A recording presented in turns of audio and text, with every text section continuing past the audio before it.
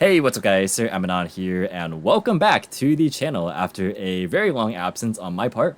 I do plan on actually staying this time, and you can actually hold me to it this time because I have a lot of concrete ideas planned, so definitely stay tuned for those. But if you want to know why I've been gone for so long, as well as what those plans are with more context, I will leave a detailed video in the description box below. But the short of it is that in a couple months from now here at the end of October, I will actually be visiting the OCG, specifically Malaysia, to see family on my dad's side, which I haven't seen in over 5 years. So that should be pretty exciting for me on a personal level, of course, but this also affords the unique opportunity to explore the OCG's format from a TCG player's perspective, which I think is pretty cool, both as a player and in terms of some content that has not really been seen in the YouTube space before. So I'm pretty excited to hopefully bring you guys some of that content. So as you guys can see in front of you, I'm just simply hovering over the ban list of the OCG in a visual form on Dueling Book. And in this series that I'm going to be aptly calling Studying OCG, I will be, of course, looking at their format as well as different decks that they're going to be receiving, or that we're going to be receiving that they already have access to. And in today's episode, I want to explore the differences in the OCG and TCG formats in terms of their ban lists, and then I'm going to be kind of glossing over the overview of the OCG's current metagame. But yeah, lots of interesting ideas planned. I kind of alluded to that just now, but I do want to kind of look at different cards and decks from upcoming sets that the OCG currently has access to, things like Duelist Nexus and Age of Overlord, etc., as well as the sets that they will be receiving, as I will have to be familiar with their entire card pool. So that includes not only those main sets and things like the structure decks that will be coming out, but also the side sets like Animation Chronicle and Premium Pack and stuff like that. So familiarizing myself with the entire card pool should be a very interesting journey. And once I do get to the OCG, I also plan on uploading at least some footage of gameplay and maybe even some other videos as well. Things like player interviews, for example, where I go ahead and ask some of the players about their experiences and their perspective on the OCG format versus how they view our TCG format. Thankfully, Malaysia, English is actually a second language, so it will not be very much of an issue communicating with them. As last time I visited Malaysia, I actually had been playing Yu-Gi-Oh at the time, just I hadn't started Yu-Gi-Tubing yet, so I didn't really have any issues, or too many issues, communicating with the player base over there. So all this sounds very exciting. If you have any requests or just video ideas or anything of that sort, both in terms of prior to my trip or while I am over in Asia, feel free to let me know down in the comments below. I'm pretty excited to try and bring you guys some fresh new content. It'll be exciting for me and hopefully for you guys as well. But without further ado, let's go ahead and just jump right in. Okay, so the first thing I want to explore in this video is actually the list of cards that we currently have more copies of in the TCG compared to the OCG, and we'll be doing the exact opposite in just a moment here later in the video. But this is the entire list right here, and if we swap over the ban lists to the TCG, you can see that actually nearly the entire list is completely unlimited as of right now in the TCG. It's worth noting that I will also be revisiting these comparisons once we get the OCG's October ban list, since they do have scheduled ban lists unlike us. So it'll be interesting to see how things change and evolve as time goes on. But some notable things, of course, is that there are certain cards that we still have on the list, just as looser restrictions, things like the banned Cyberjar, Substitute, and Magical Explosion from the OCG being at 1 copy here in the TCG, and cards like Orange Light, Cashier Unicorn, Runic Fountain, and Sprite Starter are semi-limited here, whereas the OCG only has 1 singular copy. So swapping back here to the OCG's perspective, I kind of want to highlight some of the more noteworthy things. I don't want to go over the entire list because that would take far too long, but the first thing that catches my eye personally is the Fenrir ban.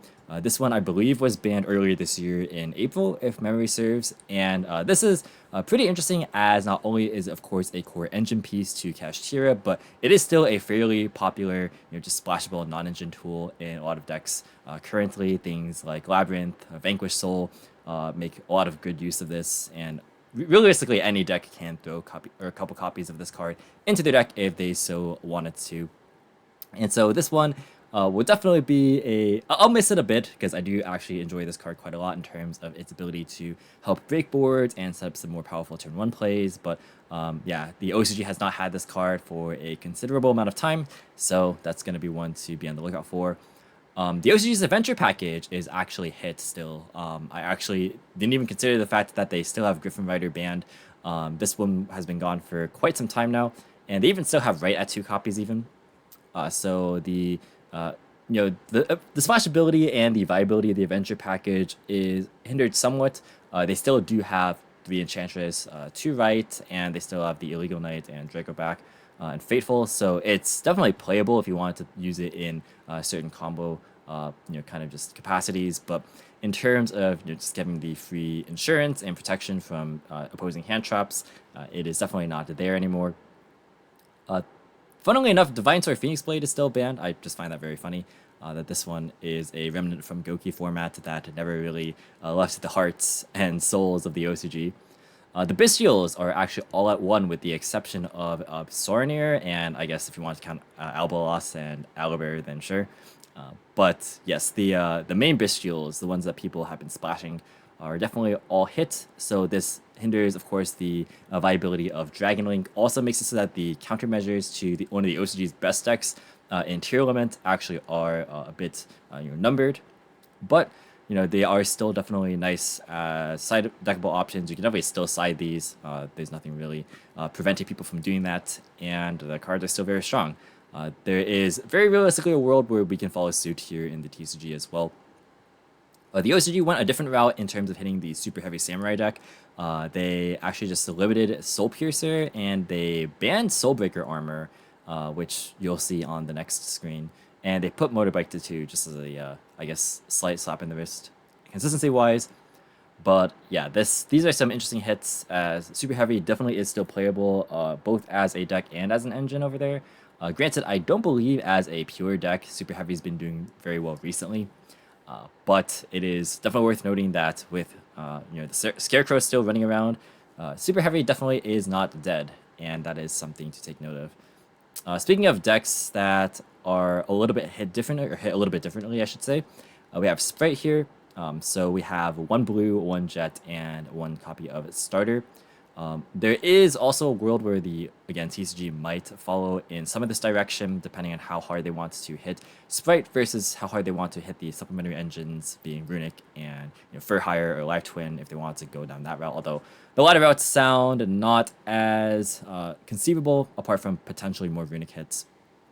But that being said, yeah, this is something that doesn't prevent Sprite from being splashed necessarily, but of course, we won't be seeing things like Melfi Sprite necessarily in the OCG, at least in large quantities. Brand Fusion's at 1, which is definitely interesting, as is opening right here. So yeah, this is, of course, not actually enough to kill the branded deck, as there's so much access to this card, and realistically, if you're getting ashed on this card anyway, then what difference does it make? But jokes aside, the deck still has a lot of viability in the OCG. Remember, they have things like grass still, so grass branded piles are very much still in full force. So that's important to note. They have the 1 crossout, which is kind of one of the main forces in their format. Master Duel players kind of know the whole kind of double call by 1 crossout sort of trilogy in terms of playing the maxi minigame.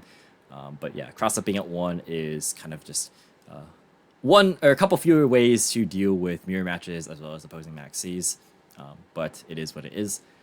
We have a map at 1 for Fulanderies, which is pretty interesting. I don't think we really have any hits coming for Flu in the future here in the TCG. The deck is in a fine enough spot.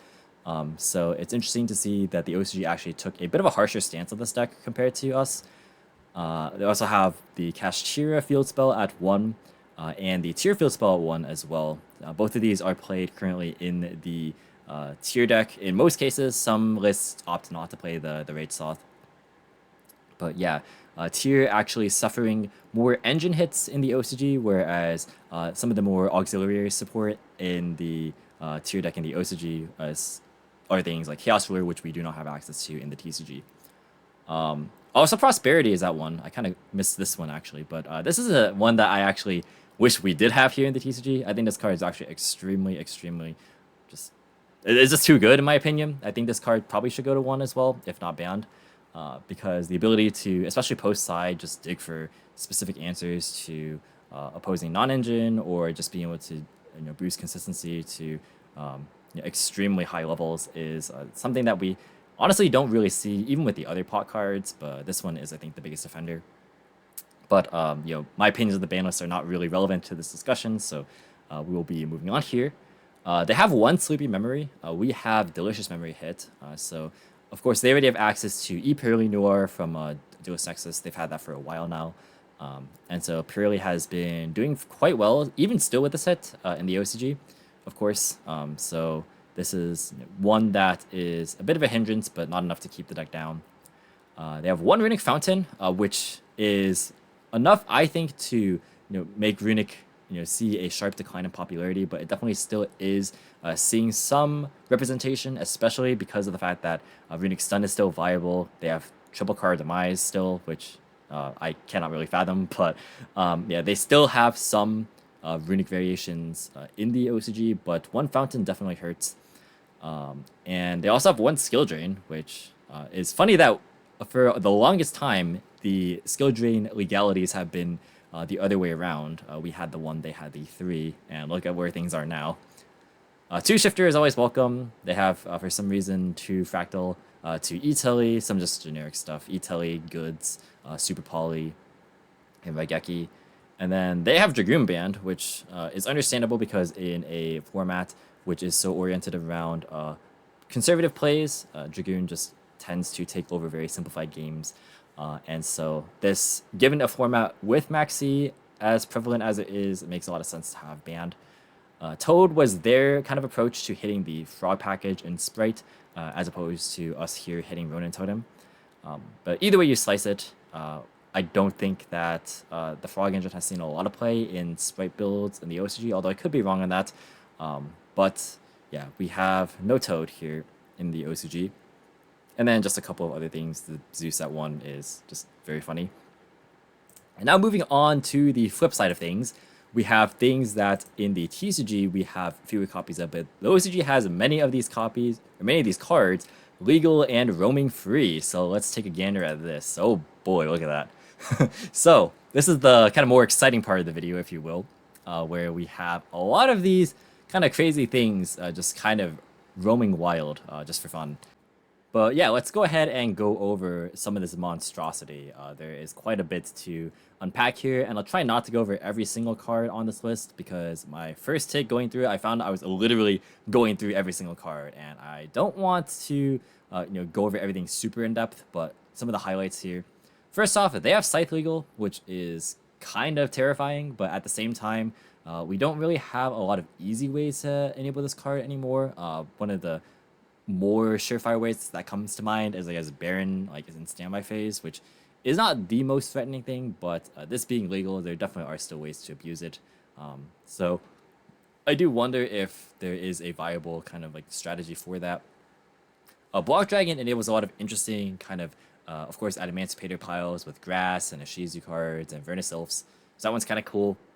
Snow is extremely horrifying to have legal. The TCG unbanned this card and then quickly rebanned it shortly after. So yeah, the OCG still definitely likes the graveyard-centric piles, as you can see, with things like Grass still legal and a Bulb facilitating Ruler with a Revolution Sync run out.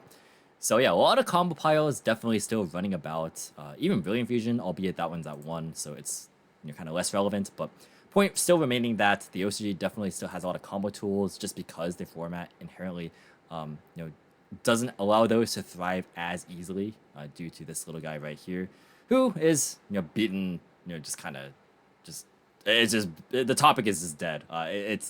We don't need to talk about this one.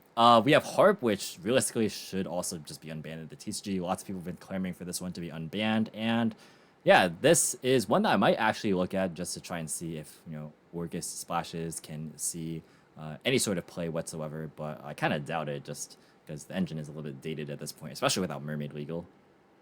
Yeah, Yeah, Spiral is actually at almost full power. I believe the only Spiral hit in the OCG is the Quick Fix, if I am not mistaken. Let's actually look. Yeah, it is Quick Fix. But this card, or this deck is actually not really doing a whole lot, which kind of speaks to the power of how a format can kind of facilitate what decks are strong without actually, looking at the decks themselves. Just whether it be other cards that are legal or other decks that check the specific strategies in question. But yeah, Master Plan not being really that represented is definitely one that is gonna catch my eye right here. Another one is a pointer, which is a little bit scary because this one has been banned in the TCG as it is extremely oppressive post side as a way to either just snipe board breakers or engine pieces in weak engine hands. And so this card being able to be easily accessed as it is at 3 by things like Trap Trick or even just like Labyrinth, being able to just set it, definitely is something to be on the lookout for. But they do have the one red reboots to help check it. Yeah, this one is a very, very interesting one for sure, as people have been recently re-raising the debate between whether reboots should be allowed in the game or not. But the solution of this being at 1 is not one that I am entirely certain about. But that being said, this probably will be seeing a lot of play in various side decks that I intend on bringing. We have things like the Baby Dragons, which really matters only for Dragon Link, but it is cool and worth noting that Dragon Link has a couple of tools in the OCG that we don't have, apart from this little guy right here, the Chaos Ruler. Collapse Imprint being at 3 doesn't matter too much, as there's not really expendable lights to banish early in the combos, except with the exception of Wyvern Burster. The Wyvern Burster itself is commonly played at 2 or 3 in OCG lists from what I've seen, just because, again, it is nice to have free extenders, and it is a lot easier to get Darks into the grave. Speaking of Darks, the Dangers are legal, which is very interesting, although I don't think the OCG really plays with them too much, so I guess not a whole lot to kind of talk about there. Lunalight Tiger, that's going to be one that a lot of people will kind of probably look and see and expect me to play. And while I am kind of happy to see this at 3, and I believe it should be also at 3 in the TCG, as the card doesn't really do a whole lot, sadly, the only remotely viable Lunalight build right now is the Lunalight tier build, in my opinion, and that is outclassed by pretty much all the prevailing Shadal tier builds or Punk tier builds in the OCG, or even just like classic Shizu tier. And even in the CCG, we have like successful tier builds that don't really utilize the Lunalight cards because they don't really offer a whole lot to the strategy. I mean, they do have a decent amount of synergy, but it's not the best thing you could be doing with tier. So I'm not really sure if I'm actually going to be bringing this to the OCG, sadly. But it is cool that it's at 3 at least. Anything else here that is worth noting? I guess the OCG didn't hit Red Rose because they hit the Adventure package and Synchro Adventure pile decks in other ways, so that's fine. Xale should have gone to 3. Again, the Call By trilogy with Crossout. Again, Demise, I don't know why this thing is at 3, but it is. Chicken Game, Upstart, and Into the Void are all cards that I feel like if they were free, all at 3 copies here, like in the OCG, TCG players would try to incorporate like critical mass of these in some like FTK turbo pile or like some nonsense. But again, OCG doesn't tend to really do that, so these I guess are freer to just be legal over there, which is fine. Midbreaker Field, I can't remember the last time I've even seen this play in the OCG, but yeah, this is I feel like probably fine. Icon is a cool side option, but one that I don't really think we'll see too much play, as it does compete with a lot of other cards. But it's one that could pop up if the format does serve it well. Again, like different hits to Pearly. Seconds Light, I miss this card. This one, please bring it back. It's cool. Other cards that are probably fine, either because they do nothing or because the OCG doesn't tend to, again, do the FTK nonsense with them. And Sacred Tree, which actually they have the Nishuria engine completely full power over there, which with the Vernicelf stuff as well. So pretty cool to see. The SRX stuff is kind of where things get a little bit scary. They have SKDS, which is pretty powerful in terms of still enabling the Pendulum FTK. I don't know how viable that is right now. It doesn't seem to be super popular, but I mean, if this and Electromite are still legal and Pendulum is not like one of their top decks, then it's probably okay.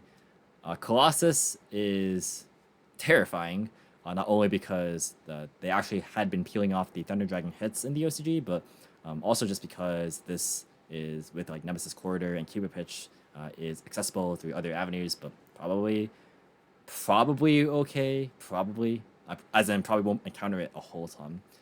Curious, I feel like should have potential with things like Dangers being like pretty much full power over there, but not really seeing a whole lot of play to my knowledge.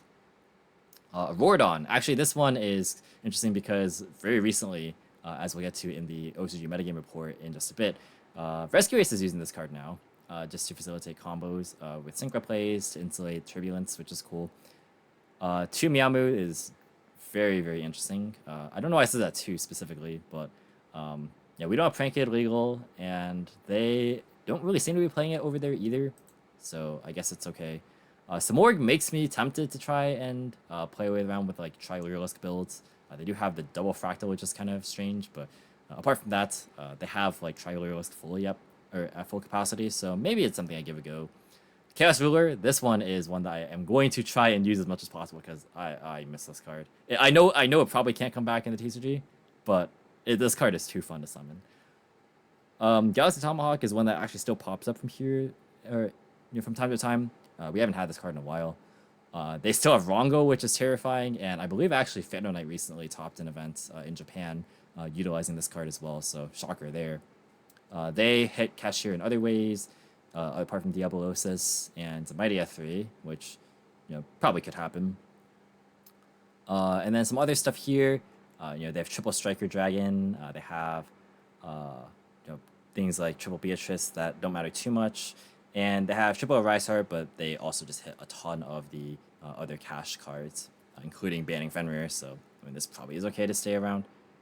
So yeah, that's it for kind of the entire differences between the OCG and the TCG. So let's go and hop into their metagame. Alright, so just quickly going over their metagame, I'm not going to spend a whole lot of time on this because realistically, I need to read a lot of the cards that we don't have that they do. So I'm not going to actually understand a lot of the context myself right now, but just as a quick pie chart, this was released very, very recently, just a couple of days ago actually, or actually just today, I didn't even realize. But yeah, Tier still being their most represented deck is extremely funny to me, given that the list looks like this right now. Look at all these 1-0s. Look at them. Just all these 1-0s right here. This is a Punk tier build, and have a couple tournaments here. One is a Japan Championship. I believe this is like their Nationals equivalent. And then this is a Chinese tournament. And there's still other tier variations. Let me try and find one right here if I can. Yeah, here's like another, I guess, cash build. This one is playing like Unicorn and Birth. But this is like a more classic, I guess, kind of tier list with Revolution Synchron, Jet Synchron, and the Go Up Bulb, which is cool to see in tandem with Chaos Ruler, whereas this one just uses Chaos Ruler through means of the Punks. Other decks that are viable, Labyrinth is cool to see. I actually do enjoy both of these decks quite a lot. I brought Labyrinth to YCS Philadelphia and bubbled with it, losing round 12. So you actually have quite, I do have quite an interest in this deck in the OCG, and we also have the new Butler card announced for Age of Overlord, which will be legal at the time I arrive over in Malaysia as well. So yeah, that'll be interesting to see how that plays. They also have, what's the card called? I believe it's called Transaction Rollback. This one right here, the one that lets you copy normal traps in your opponent's grave if you activate it on field, but in grave you can banish it to copy your own normal traps in grave. So things like this, you can pitch off furniture, you can copy your Welcome Lab traps, especially after you get hit with Ash, which is like one of the big weaknesses of the deck. Cool to see. You can even copy traps and not have to pay their costs because this copies their effect, I believe. So that's kind of terrifying with things like virus cards. So yeah, that'll definitely be one to be on the lookout for. I believe Labyrinth has been doing fairly well, even prior to the new support. I don't think it topped this Chinese tournament here. Doesn't look like it did. Or maybe it did, but the list wasn't out yet because they weren't able to publish all the lists. Yeah, they do have some of them here. Oh yeah, Unchained Labyrinth is another one. That's kind of what we're looking at. Actually, I kind of want to look at this list. Just kind of getting off track here. This piques my curiosity because I have seen this a bit. kind of running around as a theory. So yeah, a little bit hard to discern some of these cards here, but it's about what you would expect. A very small package with like the new red one. One of the, I believe this one is Escape, the one that pops an Unchained on your board and a card on your opponent's board. And then the new link to Yama. Like I've read some of these cards, but I have to like actually read them like fully to get a better understanding of their metagame, and that's what I'll be doing in the next couple of weeks. But yeah, this list looks pretty cool as well to explore. Yeah, I actually do like Labyrinth quite a lot. Rescue Ace is the one that's been hyped up a lot recently here in the TCG because it's been doing well in the OCG. And let's take a look. So yeah, like I mentioned, they also are now using Auroradon. Let's actually read this because I don't exactly know why Auroradon's been used. I didn't read through this. Okay, so after you summon the 3 tokens, you can use Auroradon to summon the O-Lion from your deck. And you summon Excel Synchron, summoning another token off the O-Lion, and then Excel sends Jet to make level 4. And then it plus a token makes Dragster. And then Just Synchron's Grave Effect makes Arclight with another MPB token. So you can use Dragster to negate Imperm on your Turbulence, and Arclight to prevent Valor on your Imperm, which is funny. I knew about the like Proxy F Magician tech with my Dragon of the Swamp, but this actually seems very, very cool as well. Because this actually puts up, you know, kind of other disruptive bodies as well. So that's kind of cool to see this sort of evolution in the deck. Other Rescue Ace lists, let's see, here's another one. This one also isn't actually using the Proxy F Magician stuff. It is playing Shifter though, that's terrifying to see. But yeah, this deck just, this is one I have to like actually get familiarized with the cards. I read over them once, but I need to reread and get familiar with all these cards. So yeah, that'll again just be something that comes with time. Branded, again, the one branded opening and the one branded fusion is not enough to keep this deck down. This deck is still extremely strong, and they are playing stuff like the Nadir package. This list is even playing double Sprian's Kit. Just a lot of engine cards, as you do play in branded. But a lot of non-engine as well, actually. We have 10 hand traps here, not counting Bestials, or actually 11 hand traps. So a fair amount of non-engine, to be sure. So that's cool to see. We have Pearly here. Pearly with, you know, the Pearly Noir, very, very strong deck. They actually made, this was actually making triple the trap now. And they're also playing 3 pots. Cool evolutions to see, but not actually too dissimilar to what the TCG could also be playing. Just swap around the ratios of Delicious and Sleepy, of course. You know, we get Dual Nexus very soon. And other decks, what else we have? Adamantipator, again with Block Legal. Oh, Dinosaur actually is being played. I kind of glossed over Mist because I assumed it didn't really do anything, but I guess I stand corrected. Unchained, a lot of people are also hyping up the Unchained cards. Cool to see. Dragon Link is still running around. Mathmech, I believe they also still have one circular. So yeah, Mathmech kind of rearing its head. But yeah, lots of cool different decks. Even you have like stuff that isn't shown over there. Stuff like Vanquish Soul and Scarecrow Manadium. And gosh, Dogmatica even makes an appearance. Super Heavy Samurai Pranks. Oh gosh. Actually, I want to look at this list. What is this list? Let me see here. What's going on here? All right, we got. Oh wow. Honestly, this list looks pretty good. Because they have, yeah, like they still have Malmu at 2 even, and they have the Super Heavy Link 1, the Scarecrow. They're just playing like all the super heavies that they can play realistically, and just a prank engine and hand traps. This actually looks about what you would expect. So yeah, actually this doesn't even look that crazy. Yeah, lots of cool stuff. I definitely am going to be doing a lot of testing. If you want to help me test, if you happen to be an OCG player or like their format or test it for whatever reason, you can feel free to join my Discord. The link's in the description, and you can shoot me a DM actually if you want to help me test. Because I will be trying to jam a lot of different games, because I will need to be getting used to Max C in a BO3 environment, apart from Master Duel, which I've been playing on and off. And I will need to just have to read all these new cards, because, oh my gosh, reading is a headache. But that is it for today's adventure. This is a very long-winded video. I don't plan on making another video like this specifically for this series, as I want to actually just jump into either going over decks in great detail or just straight up playing games. So yeah, that's gonna wrap it up for this episode. Again, it feels great to be back. I actually just missed kind of talking and recording and just discussing the game like this. And doing it through the lens of the OCG is something that I've never done before. So as always, feedback is highly appreciated. If you want to see other stuff in the future, please do let me know down in the comments below. But that's going to do it. Thanks guys for watching, and I will catch you in the next video. See you guys.